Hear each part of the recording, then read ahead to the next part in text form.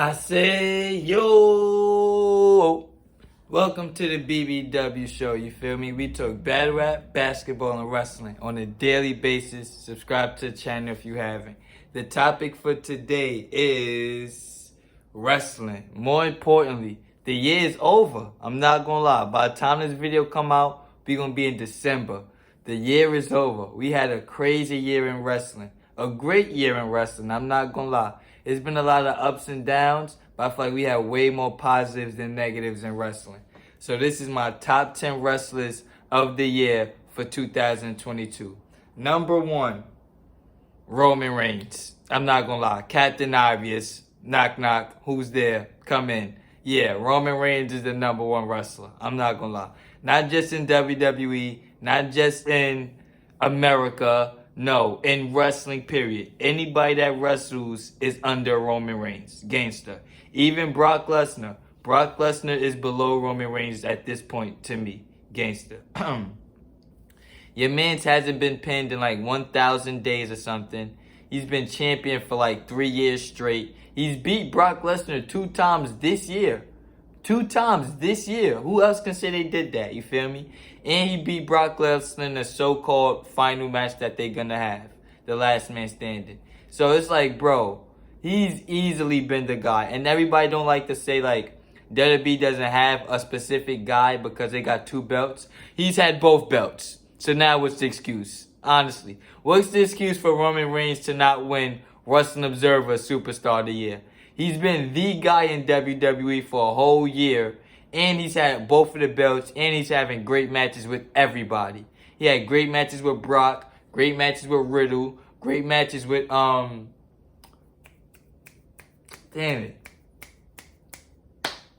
Great matches with Brock, great matches with Riddle, great matches with the 6-man tags, you feel me? Great match with Drew McIntyre.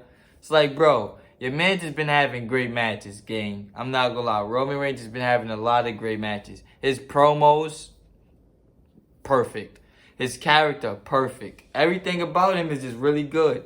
That God mode thing, like, it's a catchphrase, bro, but he's really in God mode right now. Like, he's in that Stone Cold, The Rock, Hulk Hogan era right now, where it's like, everything he touches is just great, bro. He can't do nothing wrong right now. Everything. His match with Logan Paul. His match with Logan Paul at Crown Jewel blew everybody's expectations away. That's because of Roman Reigns is really good. Because Logan Paul even said he got injured midway between the match. So Roman Reigns is really that good that they continue to go for like another 10 minutes with Logan Paul having a torn MCL and torn ACL. Roman Reigns is really good, bro.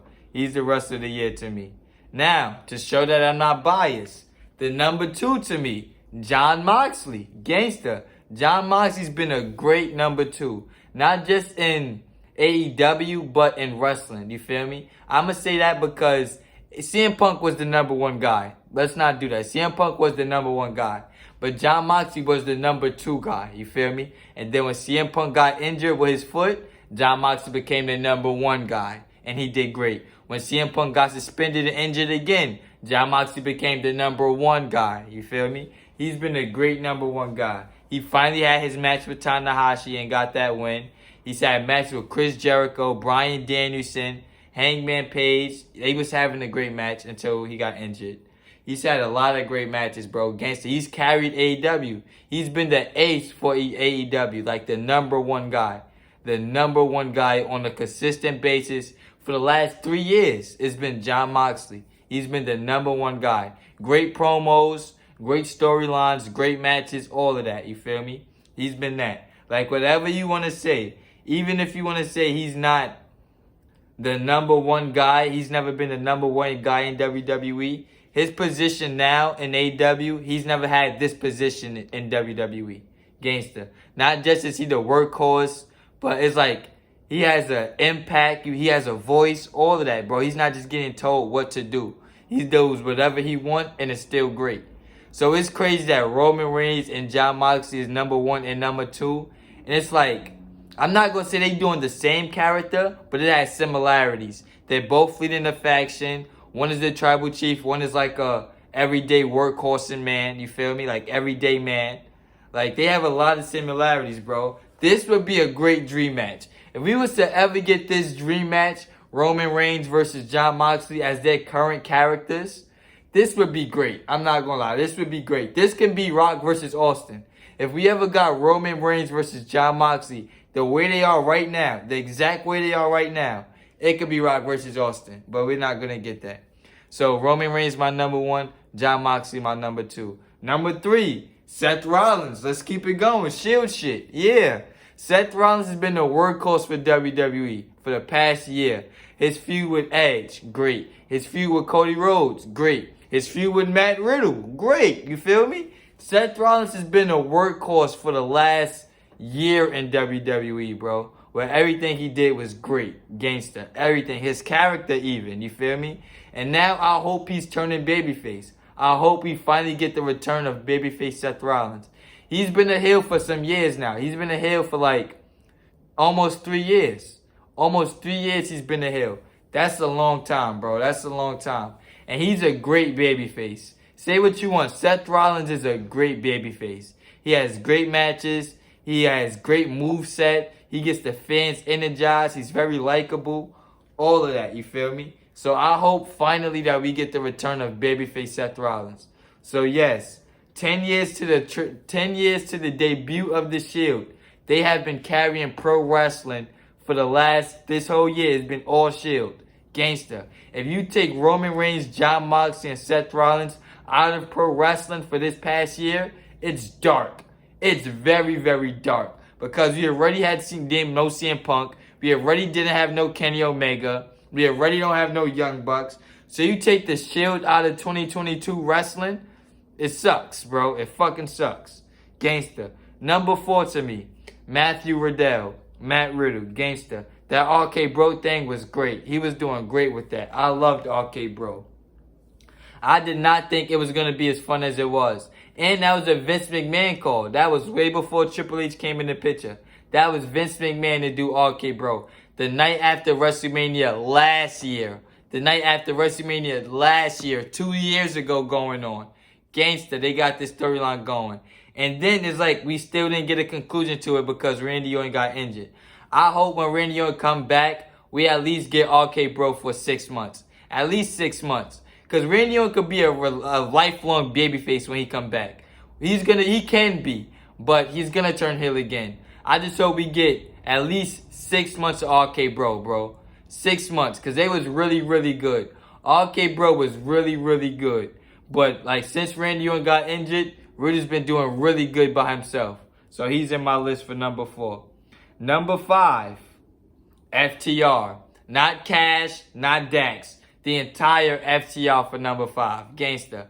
I don't have one over the other. I know they've been doing singles matches and all of that. I got FTR as a tag team for my number 5.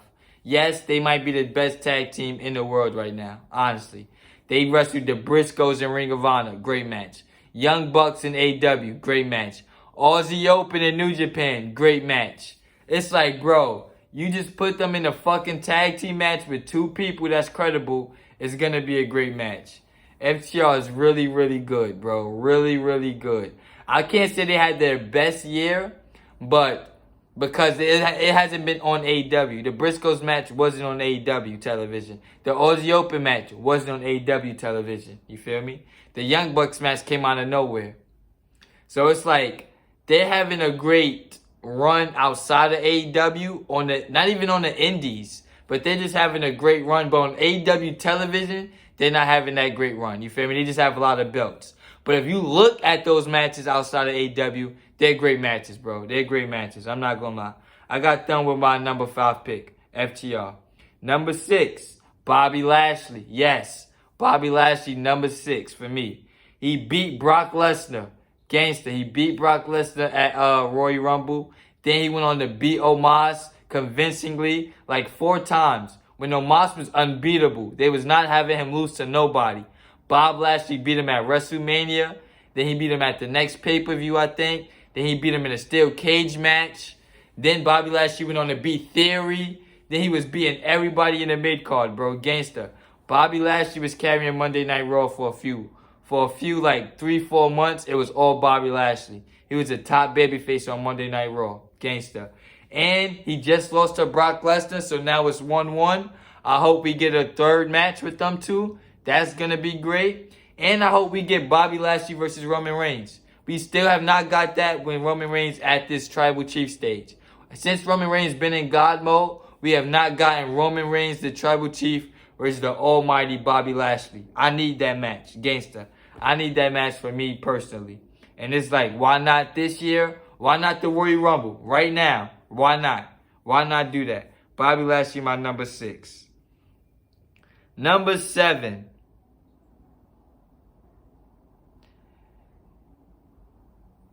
MJF. I'm not gonna lie. MJF my number 7. Gangster. And the crazy thing is, your man does not wrestle a lot. MJF does not have a lot of matches this year, bro. But he's had a lot of impact. Gangster. He's had a lot of impact. He has impact when he's not on television. Gangster. AEW is not the same when MJF is not there. Period. And I don't care if he was off for them 3 months or he just off for a week. AEW is not the same without him being there, bro. He's probably the biggest star in AEW right now. Especially with CM Punk being out. He's the biggest star in AEW. Like the biggest star with the biggest uprise, with the biggest trajectory. He gets the best reactions, you feel me? Everybody loves him. The old-time wrestling fans, the new wrestling fans, baby faces, heels, everybody loves MJF, bro. Everybody loves him. He's young. He's got it, bro. He's got the charisma, the mic ability, everything. MJF is my number, what was that, 7? Yeah, FTR was 6, Bobby Lashley 7. MJF was my number 7. And Bobby Lashley was number 6, I mean. MJF is definitely my number 7. His stuff with Wardlow was really good. Really, really good. You feel me? Even though he got squashed, really, really good. His stuff with CM Punk, really, really good. Really, really good. And by the time this video come out, he might be the world champion by now. So, MJF is definitely in my list. You feel me? So that's Roman Reigns, Jon Moxley, Seth Rollins, Matthew Riddle, FTR, Bob Lashley, MJF. That's 7. Number 8 is Gunther. Yes, Gunther, formerly known as Walter. He's on my list. Everybody thought Walter was going to get buried when he got called up to the main roster. Vince McMahon, not Triple H, Vince McMahon put the Intercontinental title on him. Gangster. He beat Ricochet. Then he went on to beat Nakamura. Then he had a great match with Sheamus. Great match. 5 stars. Gangster. Great match at Clash at the Castle with Sheamus. Then he had a great match with Rey Mysterio a few weeks ago. You feel me? They really doing a really good job with Gunther. Gangster. Gunther, Walter, whatever. And they got his group back together with Imperium. They got all 3 members back together. So it's like we eventually going to get an Imperium versus Bloodline feud. Which means we eventually going to get a Gunther versus Roman Reigns match. Take my fucking money, please. Like, bro, Gunther's had a great run on the main roster. Gangster. It could have been Wardlow in his spot. But Wardlow, I feel like, is taking a big drop-off since the MJF feud. Ever since he beat MJF, he took a big nosedive. Gangster. Now Wardlow is in a makeshift tag team with Samoa Joe that means nothing. You feel me? So I got Gunther in that spot. Number 9. Bianca Belair. Gangster. She had a great rivalry with Becky Lynch that spanned the whole year from last SummerSlam to this year's SummerSlam.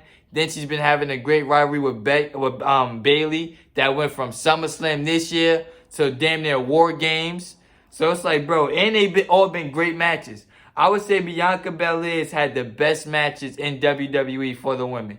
Gangster, the best matches. Her and Becky Lynch, her and Bayley, her and Sasha Banks. Like, bro, she's had great matches with everybody. Gangster. I'm still waiting for her and Charlotte Flair and her and Rhea Ripley. That's all we need. Gangster. Those are really the only 2 people Bianca Belair needs to beat. Charlotte Flair and Rhea Ripley. Last but not least, number 10 for the 10 best wrestlers of 2022 according to me. Number 10 is Chris Jericho. Gangster. Chris Jericho.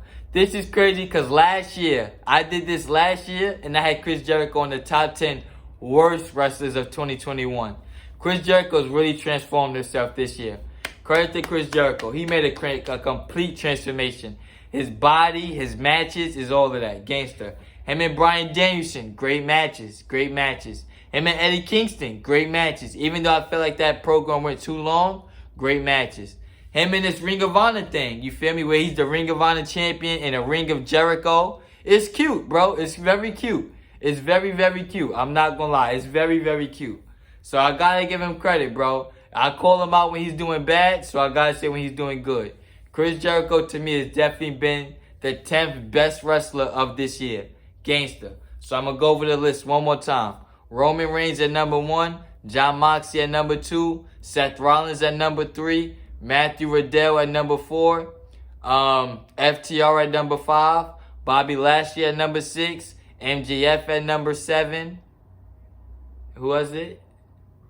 MJF at number 7. Walter / Gunther at number 8. Bianca Belair at number 9. And Chris Jericho at number 10. My top 10 wrestlers for 2022.